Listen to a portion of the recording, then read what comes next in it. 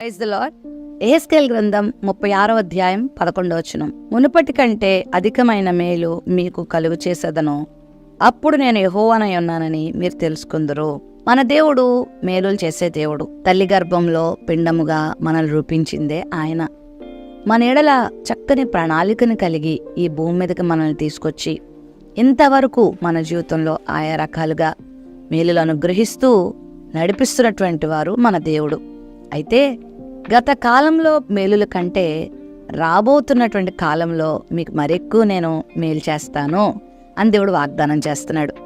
చాలామందికి గత కాలంలో కీడులను అనుభవించి బాధలను అనుభవించి ఇంకా మా భవిష్యత్తు కూడా ఇంకా ఘోరంగా ఉంటుందేమో, మా భవిష్యత్తు అగమ్యగోచరంగా ఉంటుందేమో, అంధకారం అయిపోతామేమో, ఇంకా మాకు గురి దరి ఎవ్వరు ఉండరేమో, ఇంకా మా జీవితం ఏమీ లేదేమో అని నిరాశ నిస్పృహలకు వెళ్ళిపోయి చాలామంది తమ జీవితాలను కూడా ముగించుకుంటూ ఉన్నారు.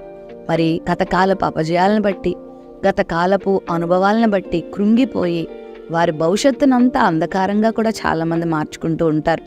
చేయగలిగి కూడా ఏమీ చేయలేని వారిగా మారిపోతూ ఉంటారు.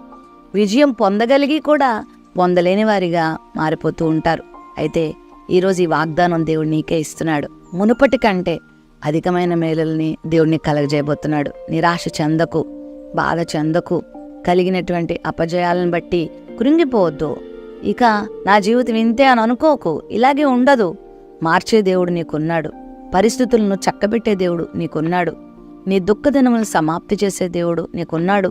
నీ రోగమును స్వస్థపరిచే దేవుడు నీకున్నాడు.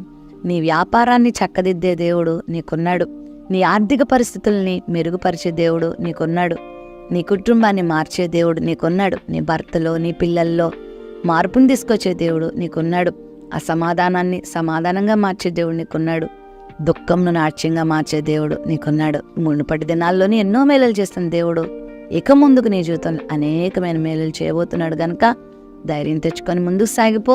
నువ్వు నమ్ముకున్న దేవుడు నీ చేయి విడిచిపెట్టేవాడు కాదు. నువ్వు నమ్ముకున్న దేవుడు నిన్ను దుఃఖంలో ఉంచేవాడు కాదు.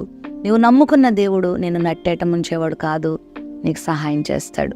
జీవితంలో ఎదుర్కొన్న పరిస్థితులను బట్టి ఇక నా బ్రతికి ఇంతే ఉంటుంది, ఇలాగే ఉంటుందని భయపడొద్దు, బెదరొద్దు, అదరొద్దు.